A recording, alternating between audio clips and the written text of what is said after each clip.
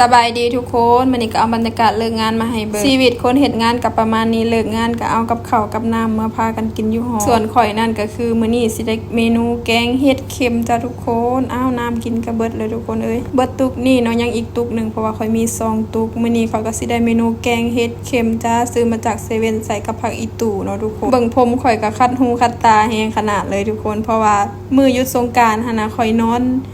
3 มื้อทุกคนคอยบ่มีเวียกเฮ็ดก็เลยลองตัดทรงผมลองเบิ่งพอตัดออกมาก็สิได้ประมาณนี้แหละเนาะทุกคนเป็นสร้างแต่งเนาะมาตอนนี้หม้อเฮาใกล้สิเดือดแล้วข้อยก็สิเอาเห็ดเค็มลงไปเลยก็คือล้างเลยเด้อเห็ดเค็มนี่ก็ได้เครื่องปรุงอาหารเฮามื้อนี้ก็มีแป้งนัวแล้วก็ปลาแดกเนาะก็ใส่เกลือนิดหน่อยจ้าตอนนี้เฮาเฮ็ดลงแล้วเฮาก็สิรอให้หม้อมันเดือดเนาะทุกคนหม้อร้อนไปหน่อยนึงเฮาก็สิมาใส่มักพริกกันเลยจ้าทุกคนมักพริกก็แดงเนาะเป็นตะเผ็ดขนาดเลยค่อยพากเสียงอยู่ห่านทุกคนเสียงมันก็สิดังเนาะแบบเสียงประตู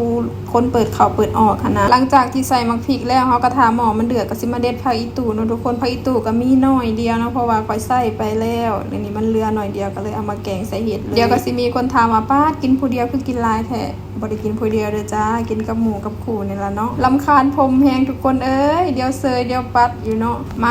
มาขั้นตอนที่ปรุงแล้วนี่ใส่หน่อยเสียบหน่อยใส่ลายเสียบลายเด้อแป้งนัวแล้วก็ต่อมาก็สิใส่ปลาร้าจ้าสิ่งที่ขาดบ่ได้เนาะมีแต่โซเดียมทั้งนั้นเลยก็บ่เป็นหยังเนาะปัดนี่กับผมนี่ยังบ่แล้วเลยทุกคนหน้าตากับปากซีดเพราะว่าลังเลิกงานก็สิประมาณนี้แหละเนาะทุกคนบ่ได้ทาปากปรุงแล้วเรียบร้อยเฮาก็ให้หม้อมันเดือดแล้วเฮาก็สิมาซิมกันเลยเนาะทุกคนว่ารสชาติเป็นจังใดแซ่บหรือบ่แซ่บเนาะอันดับแรกก็คือเผ็ดมาก่อนเลยจ้าแต่ก็รู้สึกจางๆก็เลยใส่เกลือไปหน่อยนึงใส่เกลือแล้วก็ใส่ผักลงไปเลยทุกคนมาเบิ่งสีสันว่าเป็นตาแซ่บบ่ทุกคนป้านี่สำหรับข่อยก็ถือว่าแซ่บแต่มื้อนี้ได้เมนูแกงเห็ดกินกับข้าวเหนียวเด้อมื้อนี้หมู่ไปตลาดก็เลยฝากซื้อข้าวเหนียวเนาะหลังจากที่ใส่เกลือแล้วเขาก็สิมาซิมอีกนะทุกคนว่ามันเค็มบ่หรือว่ายังจางคือเก่าซิมแล้วก็แซ่บแบบพร้อมกินกันเลยเฮ็ดเค็มซื้อในเซเว่นเนาะทงหนึ่งแล้วก็กับผักอีตู่หน่อยหนึ่งมาเด้อทุกคนมากินข้าวนำกันมันบ่ลายปานใดก็เลยใส่จานกันเลยเนาะทุกคนนี่พอดีน้ำพอดีตอนเลยเขาสิไปกินกับข้าวเหนียวมาเด้อทุกค